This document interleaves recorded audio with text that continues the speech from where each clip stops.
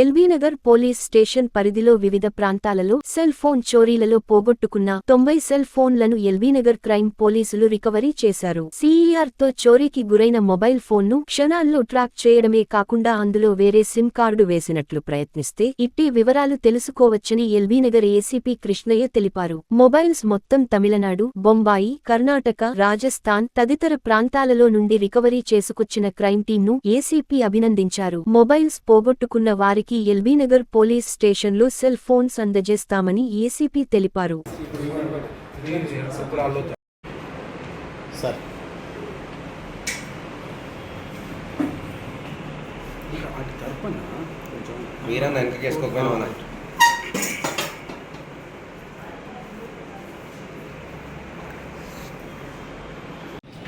పంచకొండ police వ్యవస్థ ఇంతవరకు పనిచేస్తానని ఊహించుకోలేదు.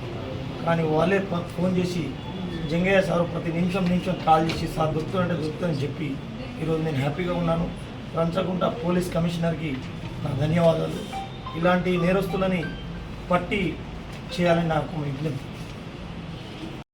కదా మీరు ఎన్ని రోజులైంది ఫోన్ పోయి ఎట్లా ఫీల్ అవుతున్నారు? అంటే దొరుకుతుందని అనుకున్నారా మీరు?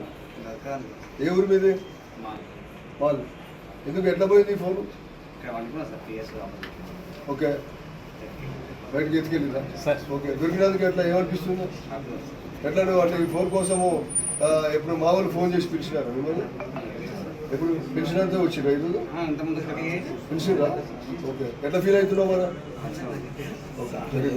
పల్లి నుంచి వచ్చాను నేను. మార్చి 17 రోజు నా మొబైల్ పోయింది.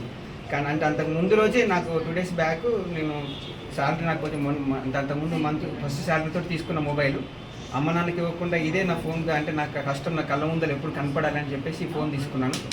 ఆ తర్వాత నెక్స్ట్ మంత్ నా ఫోన్ పోయడం జరిగింది. అదే బాధతో వచ్చి ఇక్కడ క్రైమ్ బ్రాంచ్లోకి రిపోర్ట్ చేశాను. సార్ వాళ్ళు ఎప్పుడు కాల్ చేసినా ఆ సార్ పేరు నాకు తెలియదు sir, if you don't mind. Jangaiah sir any time every మంత్లో సార్కి ఒకసారి కాల్ మెసేజ్ చేసేది. కానీ సార్ ఎంతో బిజీలో ఉన్న అప్డేట్